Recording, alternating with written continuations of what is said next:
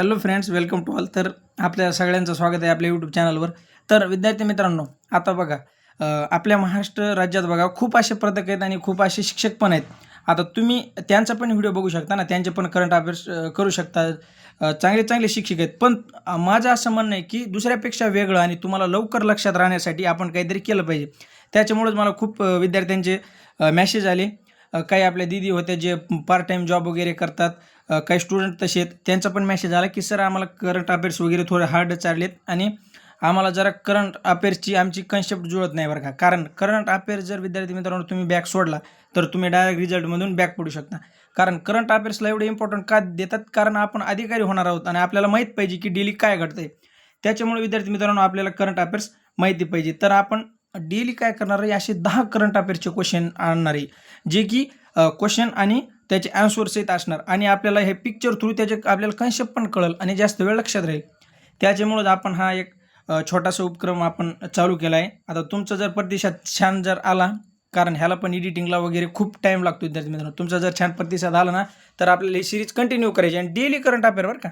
आज 17 एप्रिलचे आहेत, उद्या 18 एप्रिलचे येतात 15, त्याच्यानंतर 19 एप्रिलचे, म्हणजे आपले डेली करंट अफेअर्स आता ही बॅच चालू राहणार आहे. फक्त तुमचा प्रतिसाद असू द्या बरं का. कमेंट वगैरे करून सांगा तुम्हाला व्हिडिओ कसं वाटेल. आज एवढं फर्स्ट टाईम आहे म्हणून वेळ घेतोय. उद्यापासून आपल्याला नाही, फक्त 5 मिनिटं तुम्ही द्या, तुमचे करंट अफेअर्स डेलीचे कव्हर होतील. म्हणजे तुम्हाला एक्झामला नंतर काही प्रॉब्लेम येणार नाही. तर विद्यार्थी मित्रांनो, आपण आपला व्हिडिओ स्टार्ट करू. तर आपल्याला कसं आधी तुम्ही समजून घ्या आपण कसं करणार आहोत. तर पहिला आपण प्रश्न घेणार, नंतर त्याचं उत्तर, आणि आता हे पिक्चर थ्रू तुम्ही क्लिअर करून घ्यायचं की तो माणूस कोणचा आहे बा. तर विद्यार्थी मित्रांनो, इन्फोसिसने आपला नवीन जागतिक ब्रँड अँबॅसेडर म्हणून कोणत्या प्रसिद्ध टेनिसपटू हा विद्यार्थी मित्रांनो कोण आहे? टेनिसपटू आहे. आणि संस्था कोणची बघा? इन्फोसिस ही संस्था आहे. त्यांनी त्यांचं ब्रँड अँबॅसेडर म्हणून जे टेनिसपटू आहेत त्यांची नियुक्ती केली. ते टेनिसपटू कोण आहेत फ्रेंड्स? हे कार्लोस अल्काराज हे आहेत बघा. ह्यांचं काय केलं? त्यांनी त्यांचे ब्रँड अँबॅसेडर म्हणून निवड केली. लक्षात ठेवा. त्याच्यानंतर क्वेश्चन नंबर 2, विजडॅन ॲल्मॅनॅक 2026 द्वारे जगातील सर्वोत्तम महिला क्रिकेटर बघा, महिला क्रिकेटर म्हणून कोणत्या भारतीय खेळाडूला गौरवण्यात आले? आता तुम्हाला विद्यार्थी मित्रांनो इथं पुरुष क्रिकेटर पण तुम्हाला आयोग कन्फ्यूज करू शकतो. त्याच्यामुळे तुम्ही कॉन्सन्ट्रेटेड लेक्चर बघा, एकदा ऐका आणि वाटल्यास लिहून ठेवा तुम्ही हे शॉर्ट नोट्स. तर विद्यार्थी मित्रांनो, दीप्ती शर्मा याला काय केलेलं आहे? त्यांनी सर्वोत्तम महिला क्रिकेटर म्हणून भारतीय खेळाडूला गौरवण्यात आले बघा. कशासाठी? विजडॅन ॲल्मॅनॅक 2026 द्वारे. त्याच्यानंतर क्वेश्चन नंबर 3 बघा, काय 2026चा प्रतिष्ठेचा एस्मंड बी मार्टिन रॉयल जिओग्राफिकल सोसायटी पुरस्कार कोणाला जाहीर झाला आहे? बघा, आता हा 2026चा कोणता पुरस्कार विद्यार्थी मित्रांनो? एस्मंड बी मार्टिन रॉयल जिओग्राफिकल सोसायटी ह्या संस्थेमार्फत जो हा पुरस्कार भेटतो विद्यार्थी मित्रांनो, तो 2026चा कोणाला भेटला की डॉक्टर कृती के कारांत यांना. आता 2026 म्हटल्यावर तुम्ही म्हणताल की सर हे 2026 वर्षातला, तसं नाही, डेलीचे करंट अफेअर्स येते आणि ही घटना आज ह्यांना जाहीर झाली आहे, त्याच्यामुळे बघा. त्याच्यानंतर महाराष्ट्र राज्य अनुसूचित जाती म्हणजे SC आणि STसाठी, अनुसूचित जाती आणि जमातीसाठी, तर आपल्या महाराष्ट्र सरकारने काय केलं आहे? त्यांचे विभाजन केलं आहे. म्हणजे कसं विद्यार्थी मित्रांनो, काही दुर्मिळ जातींना जे SCमध्ये आहेत त्यांना प्रॉपर त्यांचा रिझर्वेशनचा फायदा झालेला नाही. त्याच्यामुळं आता काय करतं आहे फ्रेंड्स, आपले जे आपलं महाराष्ट्र सरकार आहे तर ते त्यांचे वर्गीकरण करतं आहे बघा, 2 विभागात, SC आणि STमध्ये, आणि ते काही दुर्मिळ जाती वगैरे त्यांना रिझर्वेशनसाठी ॲड करतात. तर विद्यार्थी मित्रांनो, क्वेश्चन नंबर 5 बघा, इस्रायलची गुप्तचर संस्था, आता ही इस्रायलची गुप्तचर संस्था आहे कोणची? मोसाद.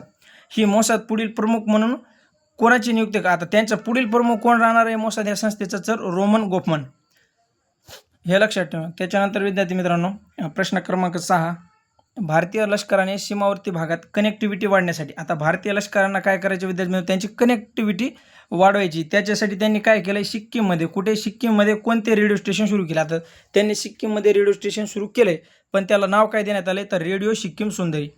डायरेक्ट क्वेश्चन येऊ शकतो. त्याच्यानंतर क्वेश्चन नंबर 7 बघा, ग्रामीण भारतातील 10 लाख सायबर सखींना सक्षम करण्यासाठी कोणता सायबर सुरक्षा जागरूकता कार्यक्रम सुरू करण्यात आला आहे? बघा, आता ग्रामीण भागातील 10 लाखापेक्षा, म्हणजे आता विद्यार्थी मित्रांनो सायबर वगैरे खूप वाढलेत. खूप लोकांना असे ठगतायत, ते काही कॉल करून मेसेज करून OTP वगैरे घेतात. त्याच्यासाठी हे सगळे ग्रामीण भागासाठी सक्षम बनण्यासाठी हे सायबर सुरक्षाचे कार्यक्रम आहेत. त्याच्यानंतर कोणचा ॲप आहे मित्रांनो हा? तर हा कार्यक्रम ई सॅपेहर ह्या नावाचा हा कार्यक्रम सुरू करण्यात आला आहे.